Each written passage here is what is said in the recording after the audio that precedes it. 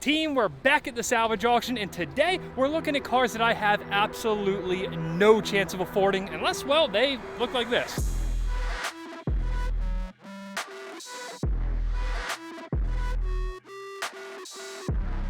All right, so technically that last one doesn't fit the bill. But if I have any hope of buying a car like this McLaren, we're gonna have to find ourselves a deal at auction. I'm sure at this point, every single one of us has watched what is certainly the most complex McLaren build ever to take place on YouTube. This one though, it could potentially be one of the easiest. On the front end, pretty much all I'm seeing damage-wise is this front bumper. Even everything behind it, the tub, that is fully intact. All the coolers back there perfectly intact. This bracket is certainly sticking out much further than it should be. The headlights, that one's good. This one's good too. They are not cheap. If you've priced any of this stuff, you certainly know that. The rims, the fender, the hood, the front end of this car just looks really nice. I'm sure there's a little more going on under it that you can't see, but at least from what I'm looking at this very moment, it looks like you get away with a bumper. Now, clearly they don't total $300,000 cars for nothing, so let's find out the rest of the story. First off, the driver front wheel, it is completely crooked, definitely not going the right way, though the carbon ceramic brake under it does look to be okay. The side skirt rocker panel there has some damage. That's just a gouge, a scrape in the fiberglass. You could certainly fix that. I can't really get a good look at it without the car being in the air, but I'm gonna assume most of that suspension's trashed as well. As for the interior, you might think that I can see it a little better than you can, but I cannot. It has this wrap all the way over it. I guess when it got wrecked, it either didn't have a top on it and they never collected it from the owner. I don't know what the story is. The front airbags look like they're intact. This one on the passenger side, that is blown. I guess it comes out of the top of the door panel. Where most of this damage looks to be is on this back driver corner. The wheel is significantly worse than the front one. It is positive cambered, I don't know, 20 degrees. The fender, the rear quarter panel is sitting on the tire. So I guess either the strut is ripped off, the suspension arm's broken, whatever. Well, I was about to comment on the condition of the carbon ceramic brake, but there is none, which is quite funny because the hat for the rotor is still there. There's just no carbon ring. The caliper's still there. It must have got broke off and broke off clean because there's not even a piece of it. The axle's ripped out. It's hanging down in the wheel. You see all the grease. I guess that's either brake fluid or some other hydraulic line that's burst. So mild front suspension damage, or very, very bad rear suspension damage. But the rear of the car otherwise, let's see what we can see. I'm not seeing anything that's egregiously ripped off. Fortunately, with this rear bumper being broken or missing the lower panel, we can see a lot of it. We already established that the driver suspension is completely jacked up, but the transaxle, the part back here that's most important along with the motor, that doesn't have any obvious damage. The passenger suspension looks okay. It's bowed out, certainly not as bad as the driver. The wheel is, oh my God, the wheel got ground down hard. I don't think that's gonna balance out. You'll probably need to replace that. I don't see anybody fixing that. Is there a brake rotor on it? Yes, and it looks good. I do wish there was more that we could see on this car. I do wish we could get inside of it to get a real good look out of it, because right now this thing is super tempting. Of course, the problem with that is it's super tempting to me, so it's gonna be super tempting to everybody else and pull a ton of money. How much money though is the question. And admittedly, I'm not up to date on the McLaren 720S market. They're a little bit out of my price range, but when it looks like this, it might be time to start paying attention. I guess this next one is somewhat borderline whether it classifies as an exotic or not, but I'd be lying to you if I didn't say it was one of the ones I was most excited to look at today. An orange 2017 R35 GTR. And why I wanted to check this car out in person specifically is to see if that frame rail is damaged. And unfortunately, I can already tell that it is. You can see clear as day that passenger frame rail is folded pretty good. It looks like the whole front end got swiped that way a little bit. The bumper beam itself is shifted over, I'd say, a foot, though it looked kind of deceiving in the pictures. So we got the answer to the question I was looking for really early, and it's not great, but it doesn't by any means look hard to fix, and there's a lot more about this car that I really like. First and foremost, the oil cooler, it's intact. These get ripped off these cars all the time. Then it gets started after the wreck, it loses oil pressure, the engine gets smoked, so then you have to fix the engine as well as whatever body damage the car has. So that's one of the biggest deals. Next up, the engine. It's almost completely stock and it looks clean. I know it's always fun to open one of these hoods and see a big turbo kit, a nasty fuel system, but when you're buying a car like this where you don't know what was done to it and you're buying it pretty much sight unseen, I know we're seeing it now, but I think you guys understand what I'm saying, from a salvage auction, I'd rather just have one that's stock. That way I can mess it up myself. We have aftermarket intakes, we have some different intercooler piping couplers, the bypass valves have silicone hoses, otherwise it is bone stock, and again, it looks clean, which is surprising because this car has 125,000 miles on it. And yes, you guessed it, that's the reason I want it. That's incredibly high mileage for a GTR, even if it was an older one like an 09, but to have a 2017 like this with over 100,000 miles, I mean, it's so obviously up my alley, it's not even funny. We just have ourselves a little ding on the rear quarter panel. It's crunched in pretty good, but I'm assuming the right person could fix that. And no, I am not the right person. I would have to have somebody do that. The exhaust got whacked. That's a non-issue. We just replace it with an aftermarket one anyway. What I was really concerned about back here was whether this bumper beam got hit and transferred energy into this rear frame rail. This bumper beam bolts directly to the horn of the frame rail, and being that the left-hand side's pushed in, the bottom's pushed in, though that doesn't concern me nearly as much as that does, you're gonna have to do something back here. I'm just the wrong person to tell you exactly what that something would be. So I came out here hoping that this car didn't have front or rear frame damage, and now it has both, but I'm still not turned away because it has orange interior as well.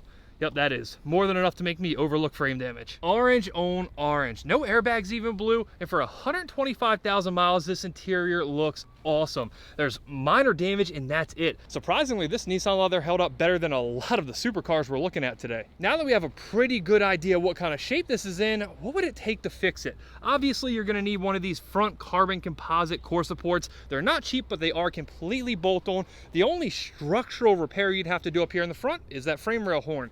The good news is it doesn't look like it's kinked super far back. I think it's right there, which is right about there. It's way in front of the suspension points, which makes it seem like a fairly easy place to section on a new piece of frame rail. That upper elbow on the stock intercooler's damaged. This plastic shroud is all broken up. That's all cheap bolt-on stuff, so I'm not worried about that at all. The front fender looks like it survived without damage, though I guess you can maybe call that damage. It's the least of our concerns. We do have the front bumper, we do have the headlights. They're by no means cheap, but they're easy bolt-on stuff. When it comes down to it on this car, it looks like there's a lot of bolt-on stuff. Some of it is expensive, but the only hard parts here, that frame rail and whatever frame repair you have to do in the back. Everything else is cake, and I love it. Maybe I'll forever be the guy who has like 9 cars, none of them truly supercars, but hey, if I can keep buying cool stuff like this and having a blast, I'm not gonna complain. I know LA and California in general kind of gets a bad rap when it comes to the car scene, but there's not many places in the country where you can just walk through a salvage auction and see this. There's such a ridiculous amount of cool cars out here that I'm pretty sure I could get stuck in this one singular section of the salvage auction all day,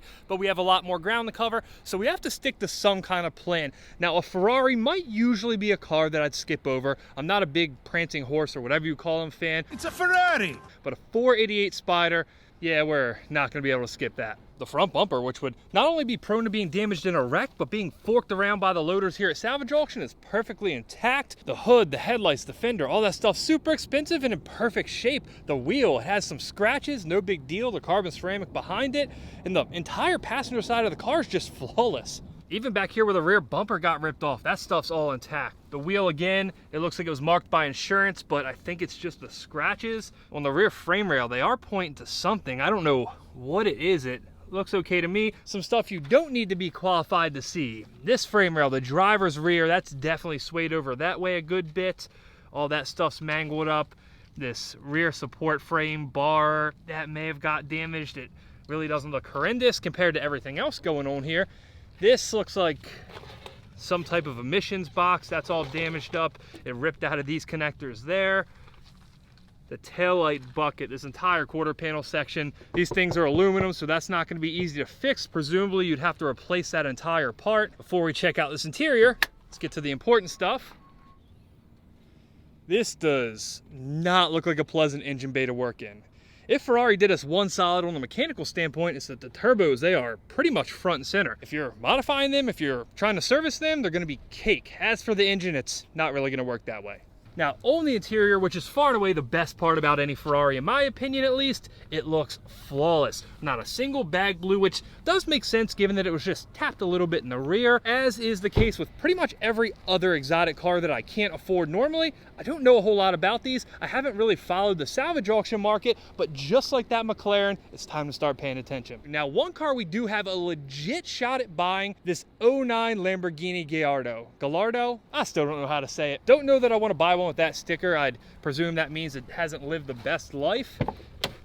The inside, white interior, and that's why I got right to it. I wanted to see if it was a manual trans or an e-gear. It is an e-gear. We have one of those in our twin turbo R8 car, and it honestly might be one of the worst transmissions ever made. The only positive with them is you can convert them to manual, so that's always an option that's on the table. Transmission aside, the interior otherwise looks really good. Not the color choice I would have went with, but you know, beggars can't be choosers. Somebody did snatch the key, unfortunately. While these interiors are starting to look a bit dated, there's some wear on the door panel. This one's held up great, especially for one that sat in a salvage auction for who knows how long. Other than some things like that sticker, this car's really nice. The entire back end, well, except for stuff like that, I don't know if you have a wrapped carbon fiber spoiler that you can really also have that sticker, but hey, that's not what we're here to debate. Of course, at some point somebody decided with the key they wanted to steal the Lamborghini badge as well. One thing that does stick out as weird, and that is not a pun, the tires. 305/30/19 on some wheels that are definitely not made to have tires that wide.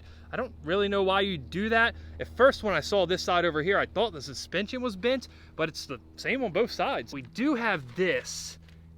The quarter panel looks fine. The rear bumper looks fine too. This just looks like it was really bad work done at some point. The engine bay, it looks bone stock. It looks like it hasn't been messed with in quite some time. Very dusty under there as well. The passenger side of the car looks perfectly fine, except the obvious here, the mirror.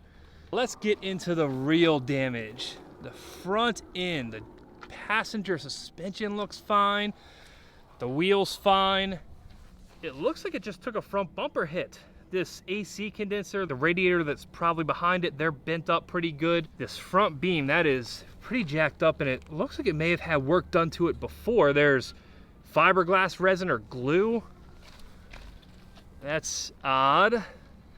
That might be part of the bumper. Maybe they had some type of aftermarket front bumper on this and it wasn't of good quality and it got ripped off. I genuinely don't know. The AC condenser on this side is completely missing, though the radiator behind it looks fine. The thing I love about rear mid-engine cars is that any front-end wreck like this, you don't have to worry about it smashing into the oil pan. It's like that GT4 I bought. It had a bunch of front tub damage, but there was no drivetrain damage and it was a really easy fix. Oh man. Man. Okay, so the whole bad work thing on this car really does check out. This ain't good. Not on a Lambo. Based on that and the mess we're seeing under it, I'm gonna guess that if we ran a Carfax on this, we're gonna see that this is not the first time this has ended up in a salvage auction. This is always a difficult question for me. Would I rather have a car that's not wrecked that hard, but it's just a ratty car, it might have been wrecked before, or would I rather have one that might be wrecked a little harder, like the 488 over there, but you don't have to go through fixing stuff like this? Because if we can see that, and stuff like this that is starting to paint a very clear picture about the car, who knows what else we'll find if we get under it. It's something I've been debating about for a long time. Oh, and in case you were wondering, yes, they did steal the front Ferrari badge as well, and we're no closer to the answer to this whole question, because I still don't know. I'd still like to buy it. We'll let that question simmer a little longer. I'm sure I'll be doing a video 8 years from now and still have no clue. But before we move on to the next section of the lots, we just have to do a little honorary mention. This old Jaguar. I honestly know nothing about these cars, but it looks awesome. We have the Ferrari 360 that's still on dealer plates. We have a Rolls-Royce Ghost, a Wraith, a Dawn. The money here is wild. And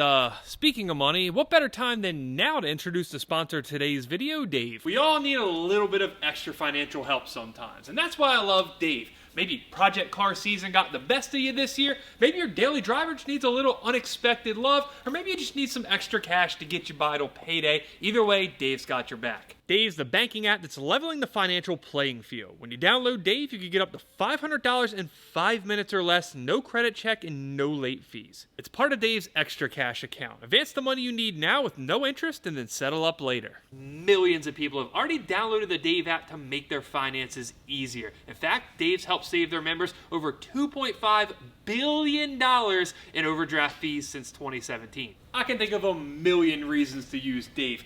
Unexpected vet bill, maybe a speeding ticket, regardless of the reason. Download Dave today at dave.com/scrap and get the help you need. That's dave.com/scrap. Remember, you could get up to $500 in 5 minutes or less, no credit checks, and no late fees. So download the Dave app today or go to dave.com/scrap. For terms and conditions, go to dave.com/legal. Eligibility criteria and instant transfer fees apply. Banking services provided by Evolve, member FDIC. Now, I was going to ignore this R8. Austin just built one. If I want to drive one, I'll just drive that, so I don't need to buy one, but I'm not going to for one simple reason. So for as disgusting as this wrap job is, I'm going to have to forgive him because there's a supercharger on it. Supercharger aside, the rear damage on this car I don't think is as bad as it might look at first impression. It was a dead center hit right on this carbon or wrapped carbon rear panel. It hit the dead center of the bumper beam, and because of that, I think the frame rails might have got saved. You can see it just twisted the bumper beam on the frame rail. The frame rail is either very slightly bent or not bent at all. On the passenger side, it's even less questionable. Now, don't get me wrong, we do have a lot going on back here, but if we can escape without frame damage, it's gonna be an easy fix no matter what, at least comparatively. I did see a beautiful looking stainless exhaust here, so I can imagine the car sounds a lot better than it looks. A blower, a exhaust that doesn't look like it has mufflers, which is of course the proper way to run any V10. Well, that's a problem. There is no supercharger whatsoever. It is a stock intake manifold V10. The one Austin just built, the supercharger sits right in the middle. It's pretty obvious. So not only does the car look horrendous, but there's no supercharger as is advertised by the very official badge. That said, I'm not gonna say I wouldn't buy it. Unfortunately, it is an e-gear as well, so now I'm gonna say it, I'm not buying this car. The brown interior is the one cool brown thing on this car. It has the S-Line steering wheel, the S-Line gauge cluster as well, that's nice. But nonetheless, there's very few cars that I'm gonna say I'm not interested in buying, typically because when I see these cars, I just can't help myself. But the fact that we already have an R8 in the shop, it's horrendous looking, and there's no blower, just not the one. This next one, I don't think anybody in their right mind is gonna call it a supercar, but at least for me, and I'm not a BMW guy, it's getting a full-blown pass, the BMW 1M. This particular one looks like it has an aftermarket carbon fiber hood. The engine bay is filthy, absolutely disgusting. In fact, the whole car is, it must have been here for quite some time. I do see a tile blow-off valve down there. In the hood, it is Simon. The intercooler, that's surely aftermarket. The oil cooler, which is always a major concern, is very, very mangled, but it's at least there. Hopefully this thing wasn't started because I'm sure it's leaking. While I have my face stuck down here, I see a little yellow, a little purple. It looks like it has KW coilovers. As for the damage, before we get on the inside, the fender's trashed. There's no headlight, no bumper. The upper frame rail sections hit pretty good, though I do believe that's the exact same as like a 128 or a 135, so it shouldn't be too hard to source aftermarket. This upper core support, that is, it did get damaged over there, though that may be able to be fixed. It's not as bad as I was thinking it was gonna be. Whatever cooler's over on this side is intact, so it looks like the damage was over there and it just ripped the entire bumper off. Now on the inside, and we might be the first people to look inside this car in quite some time, well, I suppose that's probably the front bumper sitting there. I know we're all on the same page with this. The most important part, a 6-speed manual. There's no blown bags. It does have some special stuff that I'm not too familiar with. I don't know the options packages on these. I've never really looked at them hard enough to know the ins and outs like that. We have some pretty cool touches like orange, I believe, or maybe faded red stitching, Alcantara gauge hood cover. The door panels, the seats, they have the same kind of setup. This is a lot nicer than the E92 M3 that I once drove. On the back, if you can see past the filth, everything looks really nice. The trunk, the rear bumper, the Entire driver's side, at least to the rear, is perfectly intact. So it's looking like the only bit of damage on this car is right here in this passenger front quarter. So I guess the question is, how bad is it? It's all gonna come down to that frame rail. We've already got this mangled up upper section to deal with, so now the bottom. To the naked eye, it looks like it might be that way just a little. With the way this front bumper beam's hit, it would not surprise me one bit, but it's an easy fix if it's even bent at all. While this isn't the first 1M I've saw at auction, it's certainly the easiest to repair. The last one I saw was absolutely destroyed, and I'm sure it ended up as a parts car. I absolutely love limited run cars like that. The 1M, it's no different, but in this case, I think it's so lightly damaged that it's gonna pull a ton of money, and it's gonna go for more than somebody like me who's not a BMW fan is willing to pay for it. But if any of you guys happen to be in the market for a 1M or just a cool BMW in general, I would highly recommend this one. Well, this is ironic. Of all the cars I've ever seen at the salvage auction, this one is easily a top 3, not to mention the most expensive, that is if anybody can agree on what it's worth. This is a Porsche 917 replica that was built by a South African company called Bailey's. A few years back, this car sold on eBay for just under $300,000. Fast forward a couple years in the future, and it was listed on Craigslist of all places for 750 grand. And at some point while it was for sale, it ended up like this. It's listed on IAA.com as having a value of $750K, which presumably means that's what insurance was asked to pay out on it. Now, did they? Probably not, which would explain why this car's been sitting here for over a year. That's right, nearly a year ago to the day I was in this lot, and this car was sitting here in the exact same condition. When I stumbled across it then by accident, I didn't know much about it, but once I got home and read about it, it's even cooler than I could have imagined. Starting, of course, with what's under here. It's a Ferrari flat 12 out of a Testarossa. The seller claimed it produced 600 horsepower. Who knows if that was the case? Even if it did at some point, it's gonna need serious work now. They tried to tarp over it, but after sitting out here so long, the tarps just got weathered. It's beat. Even if the engine wasn't hurt by the fire, water's definitely got in it at some point. They did keep an original Porsche gearbox. It's a G50. Other than that, I know it's based off of Porsche, but there's pretty much nothing Porsche about this car. Now, does that make it any less cool? Absolutely not. This is one of those cars that just looks like art even if it's burned to the ground like this. The interior, it's a single seat. This had to be absolute madness to ride around in. One other thing that might not come across in video is how low this car is. It barely comes up to the top of the wheels on the Tesla next to it. Usually when we look at cars at the salvage auction, I'm talking about how they'd be great parts cars or how I'd like to fix them. As for this, I genuinely do not know what you would do with it. Would you try to fix it? I can't imagine there's much of a parts market for a car like this. Even if you did want to fix this though, I tend to think it might almost be better to start from scratch. This entire rear structure would have to be remade. At least you would have this to go off of dimensionally. There might be some good parts in the front if you wanted to rebuild the rear half. The cabin, at least the sheet metal works probably intact, being the fire stayed mostly back here. You could build a new halo for it and probably be fine. The whole fiberglass structure on the rear, that's gone. The doors, this one's at least still there. The driver's completely gone. The front clamshell is in good shape.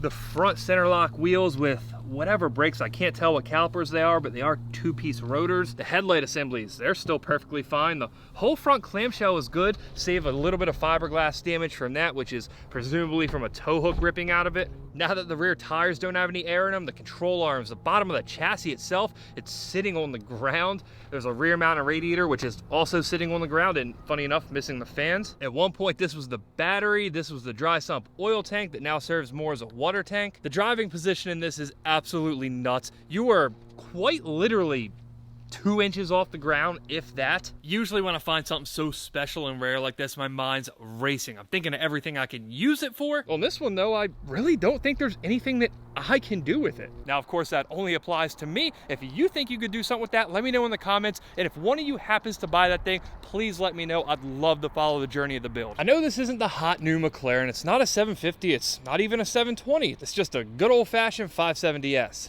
But considering I've owned 0 McLarens, I still think they're pretty cool. And not only that, given that these things are on the cheaper end of the McLaren spectrum, even when they're not in this kind of condition, surely this is one we can get a deal on if we want to. The question is it worth it? Because there is a lot, and I mean a lot of damage in this rear end. There is more up front, but at first glance, that didn't look too bad. I think it's all gonna come down to what's going on here. The first thing that caught my eye is this big, shiny aluminum frame rail that is definitely not supposed to be this direction. Under the hood, that is no longer connected. I guess this is more of a pop-off engine panel. It's not really supposed to be hinged up like this. The engine itself looks okay. It doesn't look displaced. There's nothing obvious broken on it. We do also have some type of aftermarket exhaust with wrap. But if you look past the exhaust, that aluminum frame rail, it goes into some kind of cast structure, and that cast structure is completely blown apart. Now, I haven't looked too deep into these prior. I don't know if this rear section is just a bolt-on piece or it's part of the frame for the entire car. In that case, this will be somewhat catastrophic, though I'm sure the right person could repair it.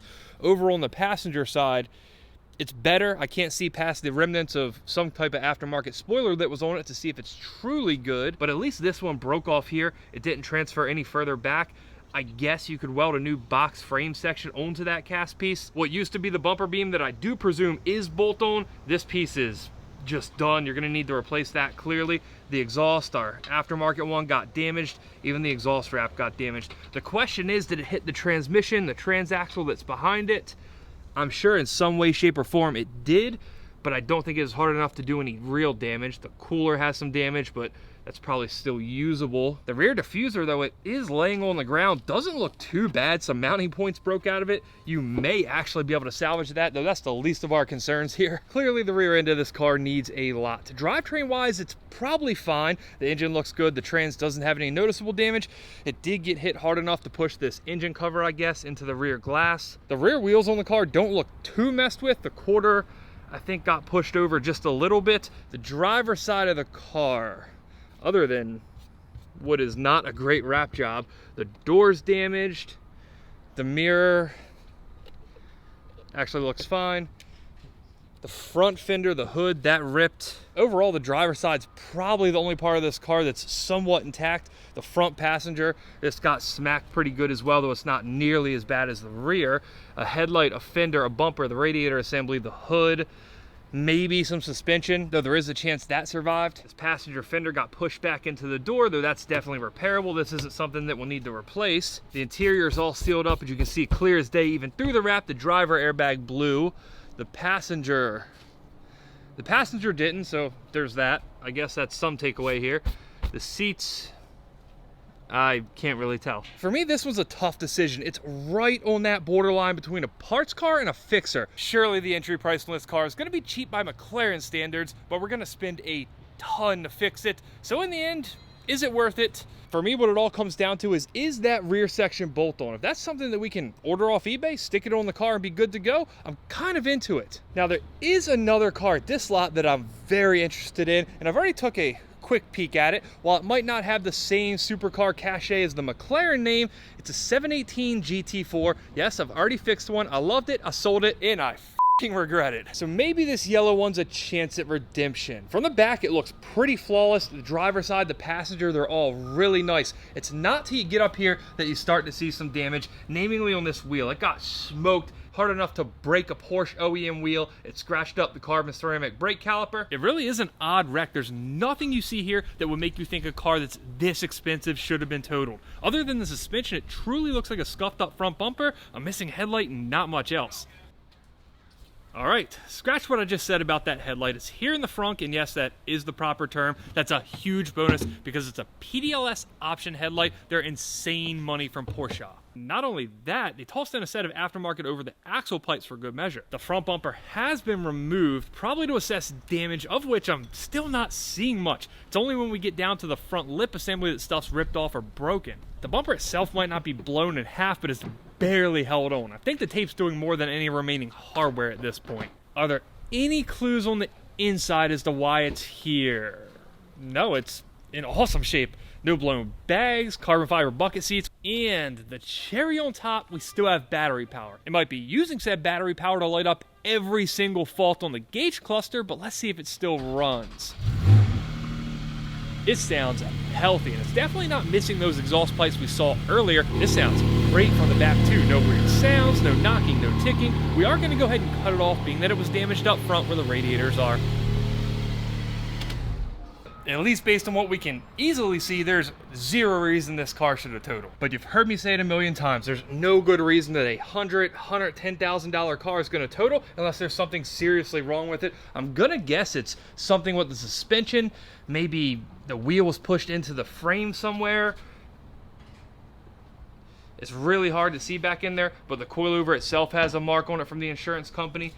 And just past that, I think that's what did this car in. I'm sure it's almost impossible to see, but if you look between the rim and the rotor, you can see one little insurance mark on the frame. You guys are gonna have to take my word for it because I'm sure you can't see it. It looks like the frame itself isn't bent, but the inside lower edge of this strut tower where the cast portion goes to the frame, it's cracked off. These in the GT3s are famous for the strut towers blowing out. I just dropped a video on my other channel with a really bad example of that exact type of wreck on a GT3 RS. I'll put a link in the description in case you want to see how it turned out on that car. Usually the entire top just blows out with the strut attached to it. This one, it's a little premature. It would be a really easy fix considering it has it shattered into 100 pieces. On this one, it looks like the weld just separated, so I don't think it would be that bad of a fix, but it certainly explains why it's here. I guess the question is, do we trust a repaired strut tower on a car that's notorious for blowing them out anyway? As far as I'm concerned, it could happen if you buy one from the dealer, so why not get one a little bit cheaper if it's gonna happen anyway?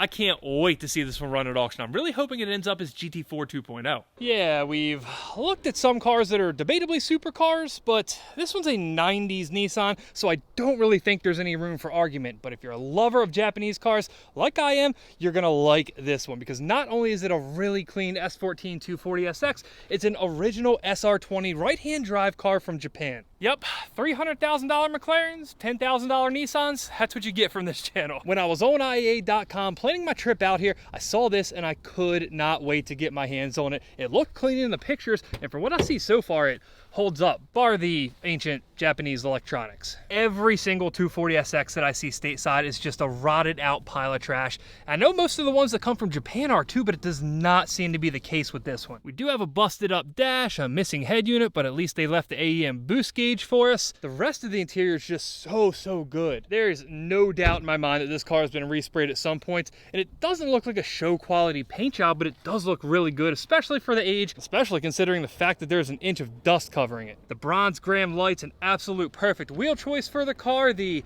HKS high power exhaust, an even better exhaust choice. This is exactly how I would have built this car, though it probably would have some big dumb engine swap. On the driver's side, we do have some rear suspension damage. The wheel is positive cambered in. I'm pretty sure 240 guys usually go the other direction with that. The driver front corner though, that's where we get into the real bad stuff. That wheel's completely bent. It's really the least of our concerns. The fender's trashed. The hood is maybe fixable, maybe. That's a hard maybe. The front bumper, definitely not.